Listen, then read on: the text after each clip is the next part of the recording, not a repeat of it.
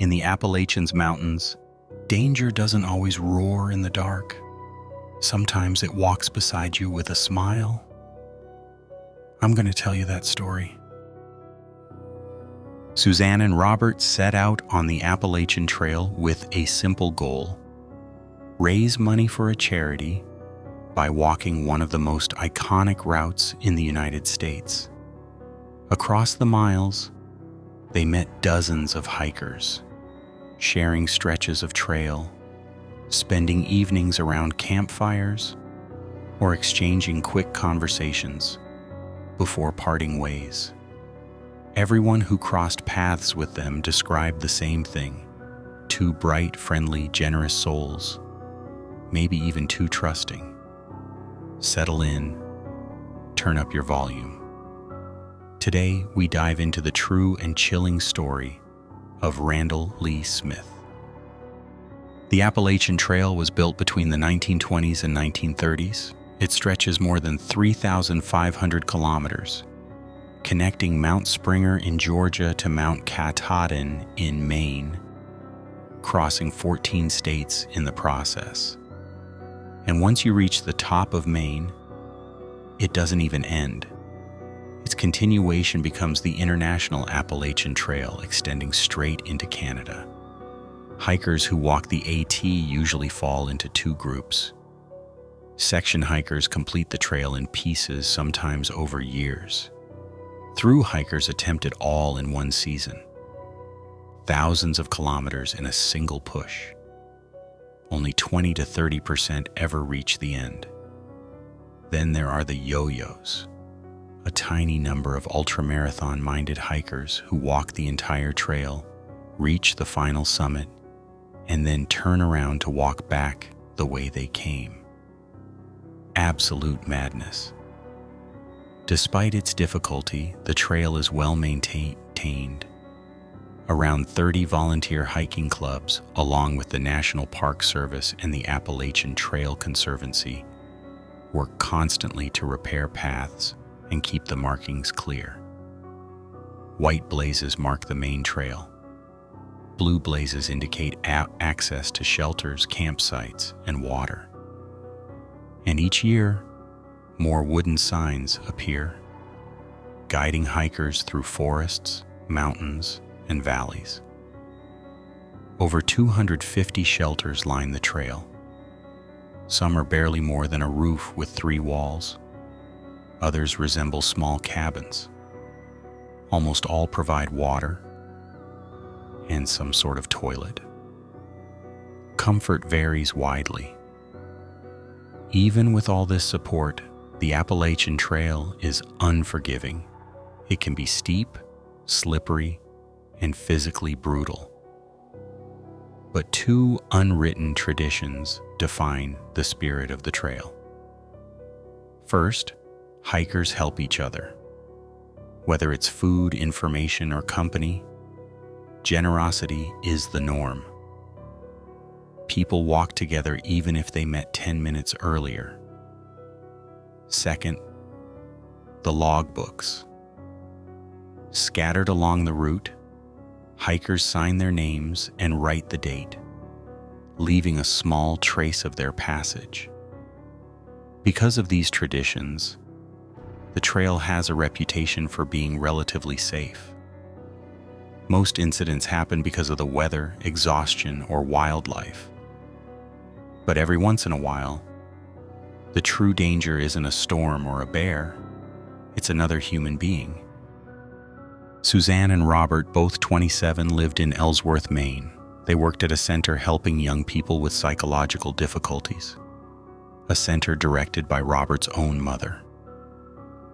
To support their work, they decided to hike part of the Appalachian Trail and collect donations.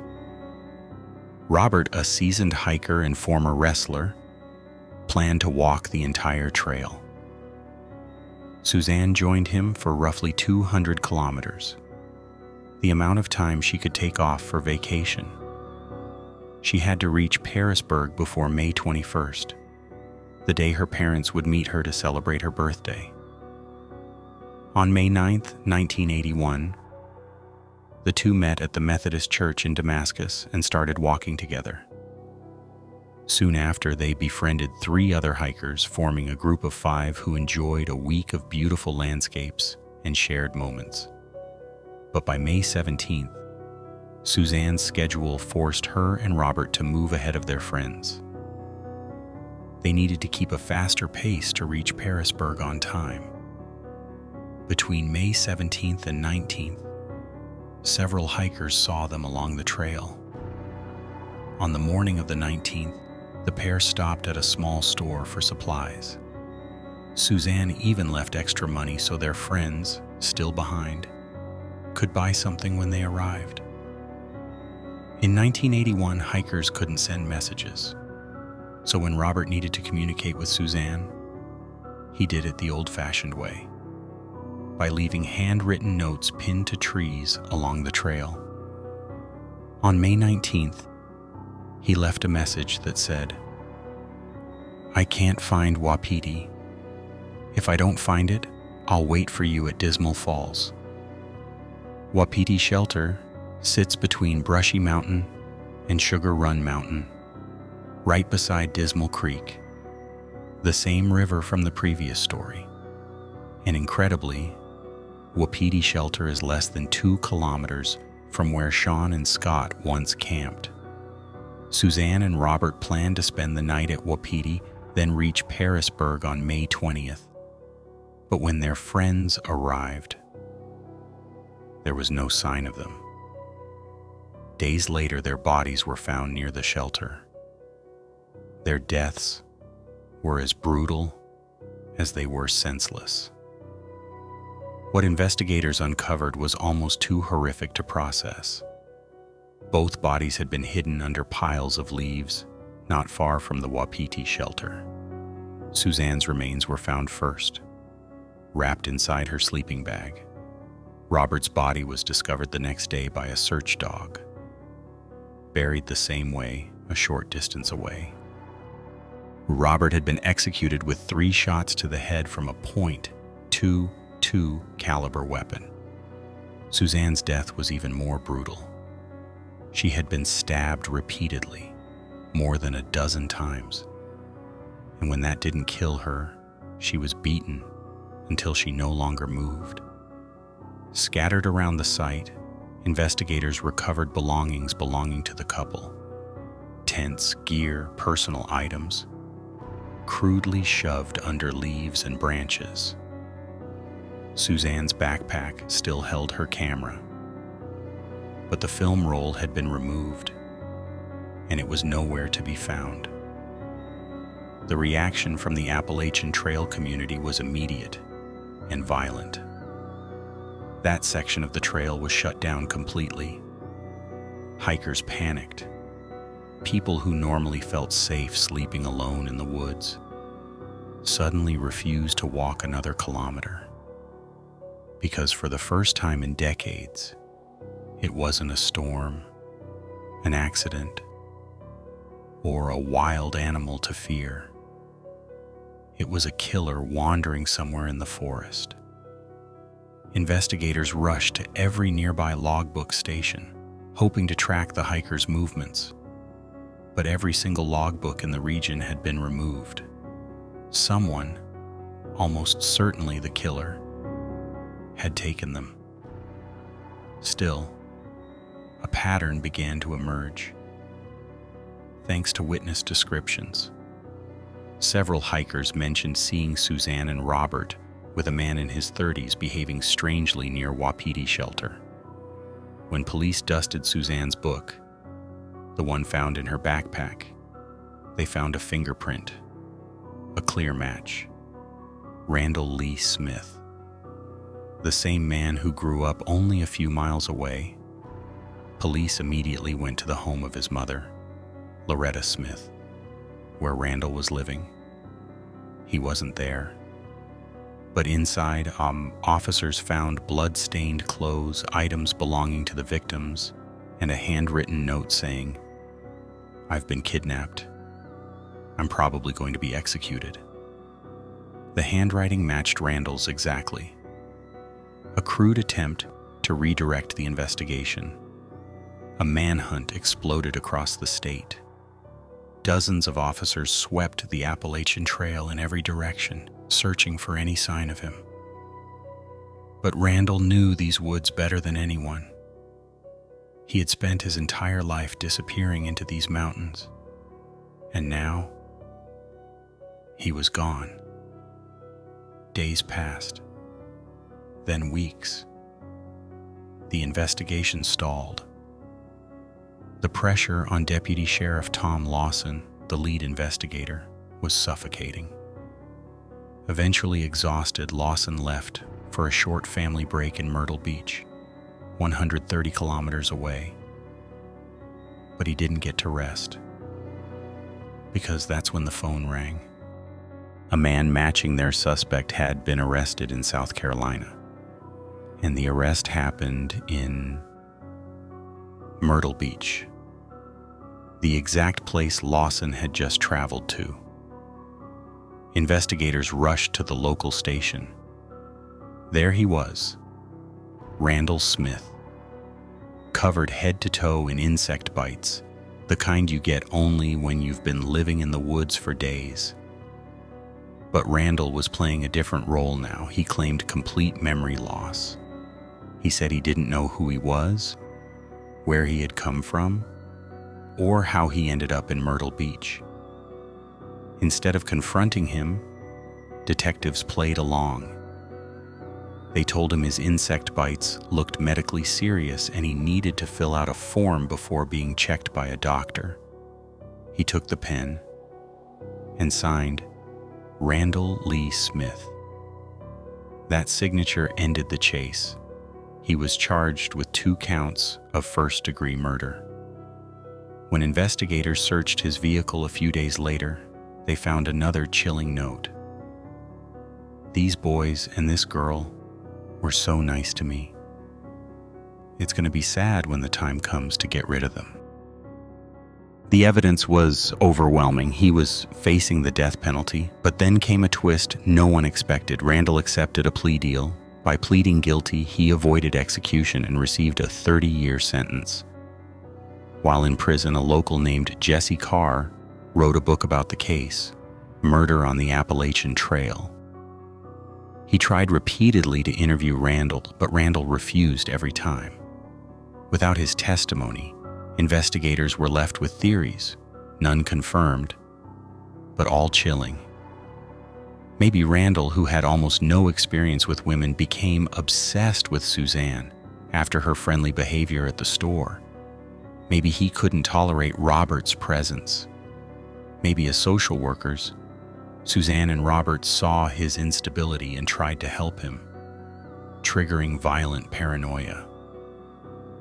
Or maybe Randall believed the trail belonged to him, that hikers were trespassers.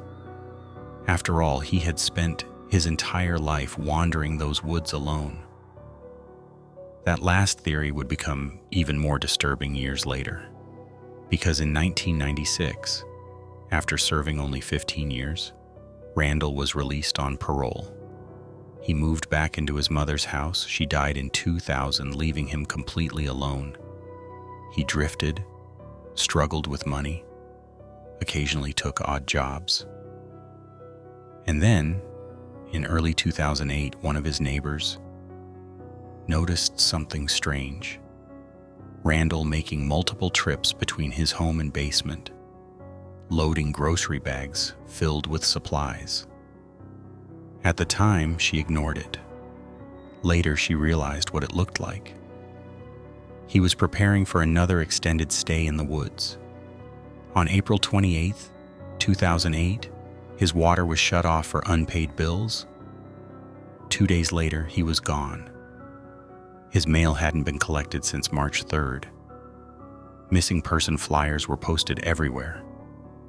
No one saw him.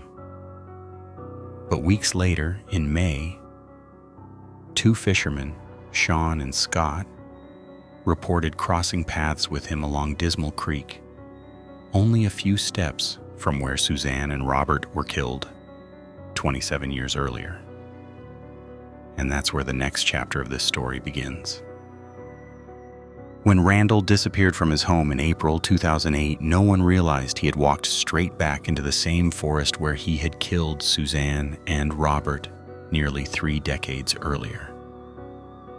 For weeks, he moved unseen, silent, isolated, slipping through the wilderness he knew better than anyone. He had grown up in these mountains. He had learned to vanish in these forests before he ever learned to live among people.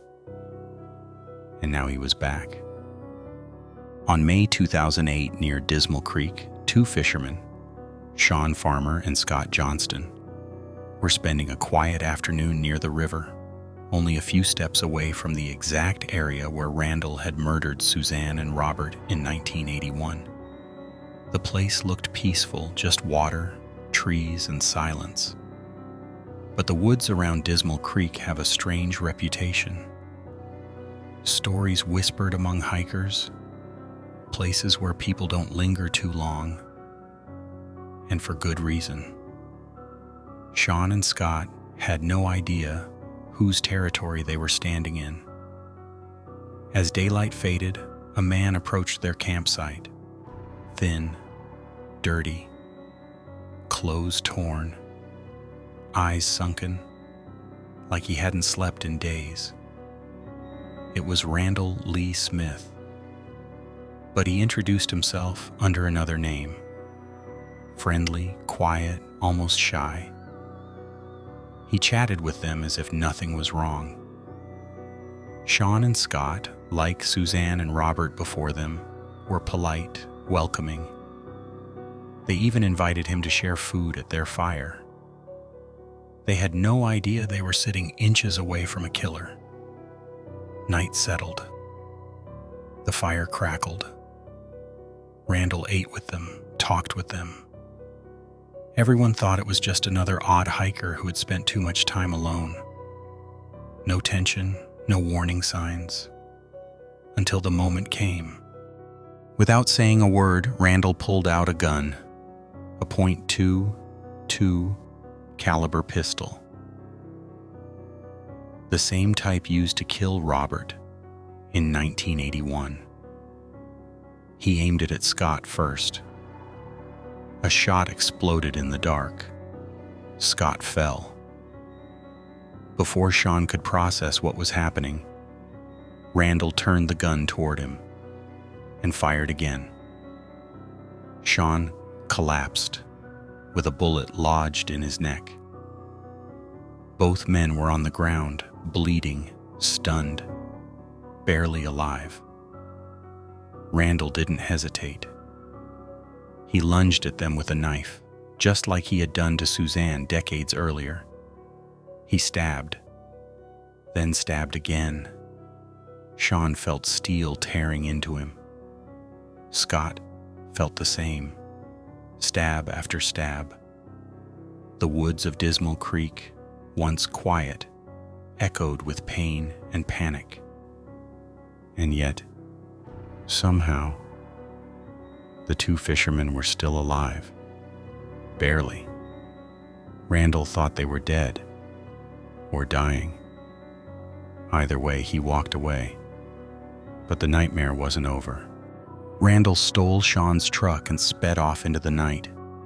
Bleeding, filthy, desperate. Sean and Scott, still alive despite gunshot wounds and stab wounds, realized their only chance was to reach help. Scott could barely move. Sean, even with a bullet in his neck, forced himself to his feet.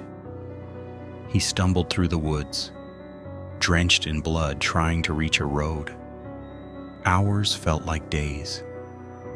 Meanwhile, police spotted Sean's stolen truck. They chased it, sirens cutting through the night. Randall lost control. The vehicle crashed violently. When officers reached the wreck, they found him critically injured from the crash, but still breathing. But life had one final twist left. Randall Lee Smith, who had escaped justice for years, who had spent decades haunting these forests, died shortly after the accident from his injuries. Just like that, the man who had terrorized the Appalachian Trail for nearly 30 years was gone. Against all odds, Sean and Scott survived. The sheriff who led the 1981 investigation, Tom Lawson, said years later that the attack felt like proof that Randall had never changed. He simply went back to the only world he understood: the woods, the solitude, and the violence. Even today, hikers who walk near Dismal Creek talk about the eerie feeling that hangs in the air. Not because of ghosts or myths, but because they know what happened there. Twice, in the same spot, separated by 27 years. If you want more true and terrifying stories like this one, make sure you subscribe, leave a like, and drop a comment below. It helps the channel more than you think, and it lets me bring you even darker tales from the Appalachian Trail and beyond. See you in the next one. Stay safe out there.